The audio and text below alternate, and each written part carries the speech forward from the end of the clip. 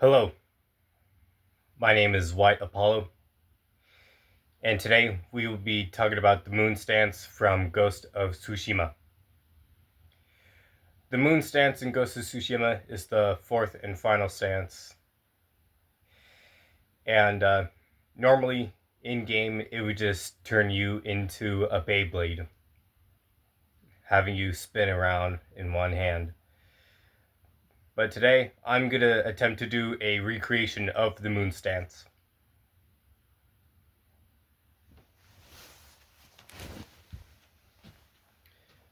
Now, the moon stance is supposed to be a very wide attack, attacking from different heights.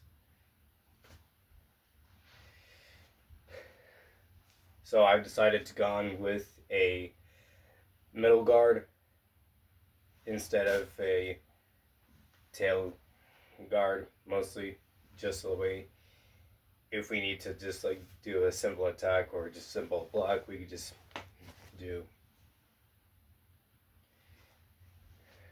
And also we could just do this.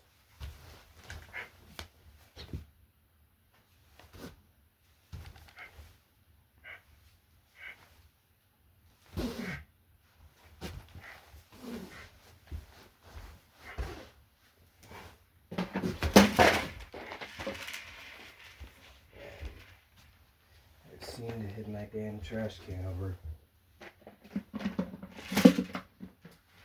But that is not the point.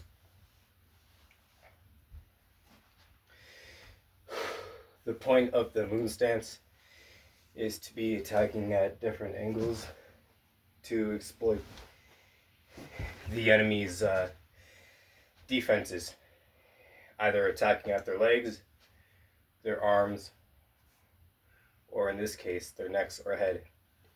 It is supposed to increase the hit probability while keeping speed and power, while giving it the ability to change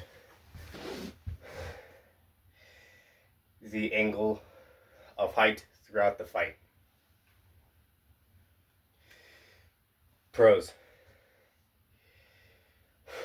The pros of the moon stance, from which I have decided to take upon myself to take liberties of recreating, is that you can attack from different heights while keeping yourself at a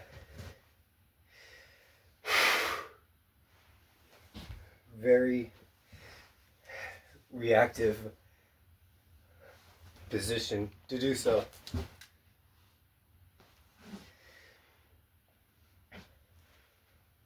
And also you could just simply just guard from anywhere.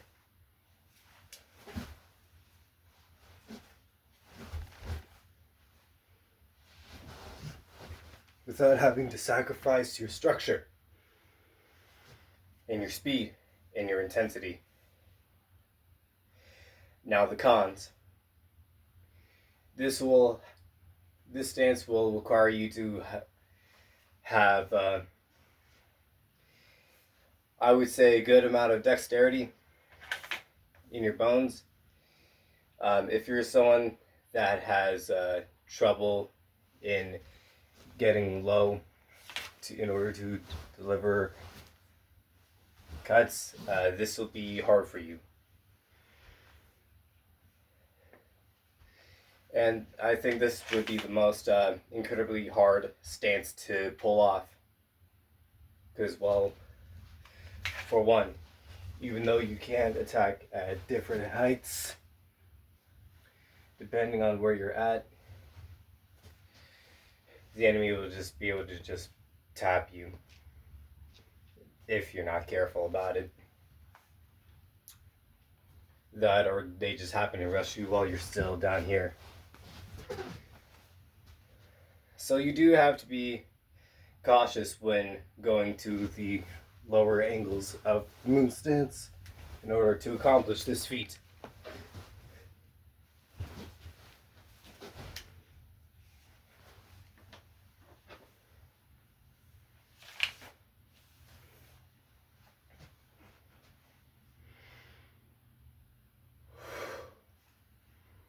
Now, I do not claim myself as to be an expert of swordsmanship. I purely just did this for fun and to see what I can do to recreate the moon stance to make it better instead of just having the guard be like this. Well, the stance, but you know what I mean.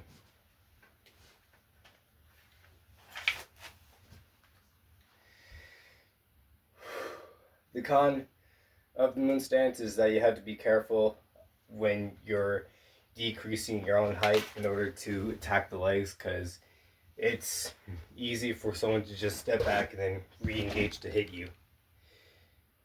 A good fighter will absolutely take advantage of this. So if you ever try to attack someone and they're at their legs or their body while having yourself be low in order to do so, be careful, because a good or a competent fighter will absolutely take advantage of that. Right. You have to be ready. Oh, right. And you also have to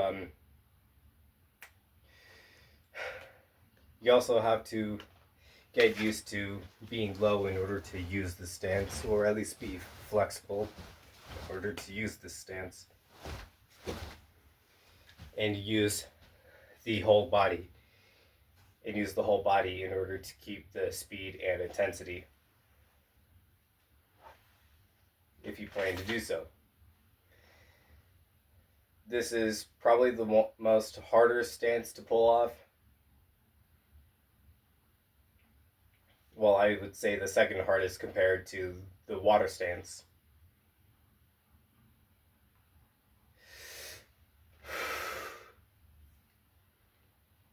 But overall, it is meant to be more of a adaptive stance instead of just being all defensive like we have with the stone stance, all flowing with the water stance, and less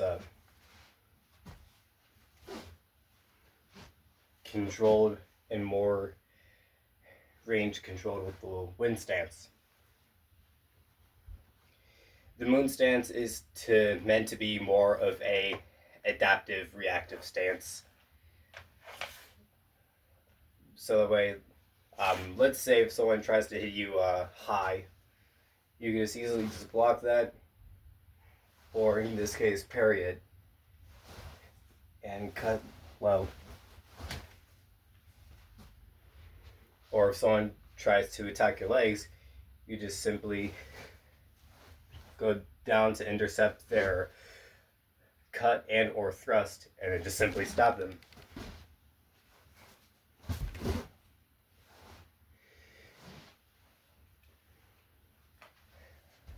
The moon stance I decided to create is meant to be more of a adaptive stance that can be more of a solution to think about when trying to solve a particular problem more than anything. It's not meant to be the most defensive, the most fluid, or the most range controlled of the stances. It's meant to be more of as a, in case of something happens, you're able to react with it instead of just being stuck.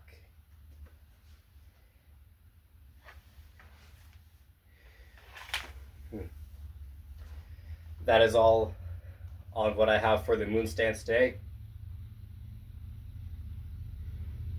For the next video, I will be making a airsoft sniper guide for anyone that's interested in airsoft sniping. I don't see a lot of those too often, and in this particular case with iron sight sniping. Have a good day, my students. And I wish you well on your journey to becoming warriors.